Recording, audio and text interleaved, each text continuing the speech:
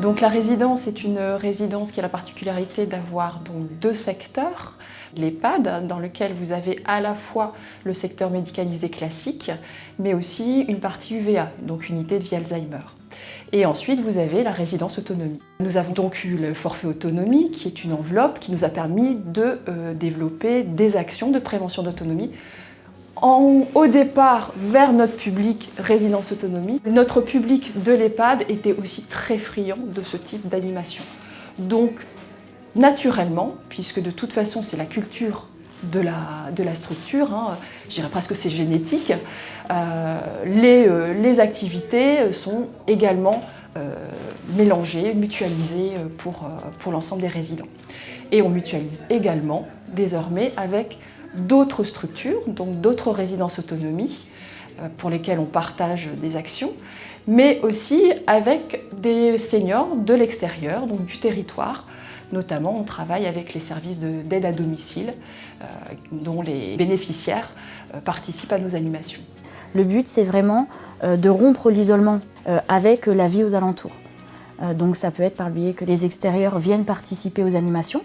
Hein, et donc voilà, ils viennent en fait comme s'ils venaient dans le cadre d'une association, faire quelque chose en commun.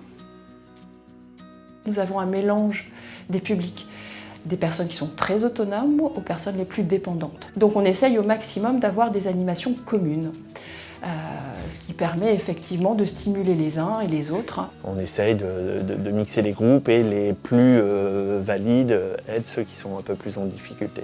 Aux résidents autonomie, c'est une valorisation déjà, une valorisation d'elle-même, de se dire bah voilà, je suis utile, et à l'inverse, à la personne de l'EHPAD qui participe à l'activité, elle se dit je suis encore utile, et elles sont toutes les deux valorisées. Oui, on va aux animations l'après-midi et on les fait ensemble, malgré qu'elle est en EHPAD et moi au foyer. Oui. Je laisse les aides-soignantes s'en occuper. Moi, je viens le chercher que l'après-midi, jusqu'au soir à 6 h quand je le mets pour souper. Puis après, comme je dis toujours, ma journée elle est terminée. Je retourne chez moi. Je pense qu'au niveau psychologique, ça leur fait du bien d'être mélangés à des personnes plus autonomes, qui ont quand même un entrain qui est encore plus grand, etc. Les gens quand même en résidence autonomie ont envie de faire beaucoup de choses encore. Ils vont encore à l'extérieur, ils font beaucoup d'animations et tout ça, et donc ils sont plutôt moteurs pour les gens de l'EHPAD. Les personnes qui sont très autonomes aiment pouvoir prêter aide à d'autres personnes, ça les valorise, c'est quelque chose de très intéressant. Les personnes en section autonomie, elles sont déjà plus tolérantes avec les personnes en section EHPAD, puisque inconsciemment, ça peut leur refléter les différentes pathologies qu'elles peuvent être amenées à développer. Que ce soit en résidence autonomie ou en EHPAD, l'objectif premier, de toute façon, c'est la préservation de l'autonomie. Les personnes qui se trouvent ici dans notre unité de vie Alzheimer, elles étaient en foyer logement, enfin en résidence autonomie avant, elles sont passées en EHPAD, et à un moment donné dans leur vie, au niveau cognitif, il y a une régression importante, et elles se trouvent en unité de vie Alzheimer. Tout ça, effectivement, avec une confiance importante, parce que le personnel soignant, quelque part, depuis le début, suit cette personne. Donc on est vraiment dans une personnalisation du soin. Et c'est ça qui est important, cette personnalisation du soin.